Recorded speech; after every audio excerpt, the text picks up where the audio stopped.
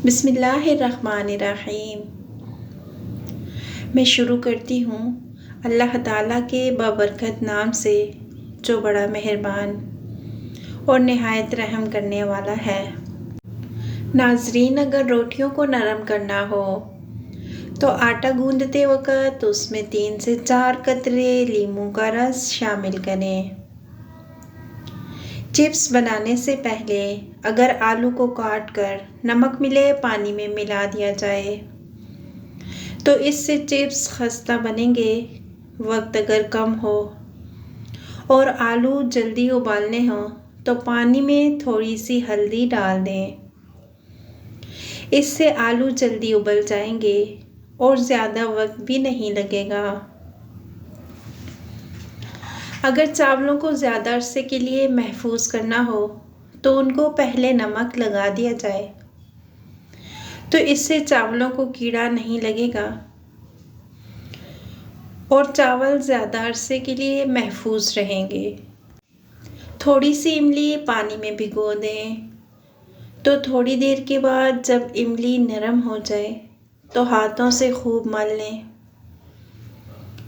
और इस इमली वाले पानी से बर्तनों को धोइए और उन्हें खूब रगड़ें तो बर्तन चमक उठेंगे। दूध में थोड़ा सा लीमू का रस मिलाकर चेहरे पर लगाया जाए तो इससे दाग धब्बे दूर हो जाते हैं और चेहरा निखर जाता है। अगर खाना खाने के बाद कोई फल खा लिया जाए तो इससे दांतों को बीमारी नहीं लगती। अगर आप अपना वज़न कम करना चाहते हैं तो फिर गर्म पानी में शहद मिलाकर पिएं। इससे इंसान का मोटापा ख़त्म हो जाता है। और नाज़रीन, शहद और नमक से अगर दांत साफ़ किए जाएं तो दांतों की मुख्तलिफ़ बीमारियां भी ख़त्म हो जाती हैं।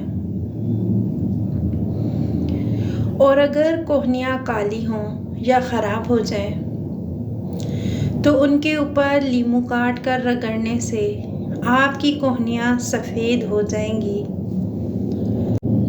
अगर चेहरे पर कील महासे ज़्यादा हो जाएं तो फिर ग्लिसरीन में इन्हें निचोड़कर चेहरे पर लगाएं।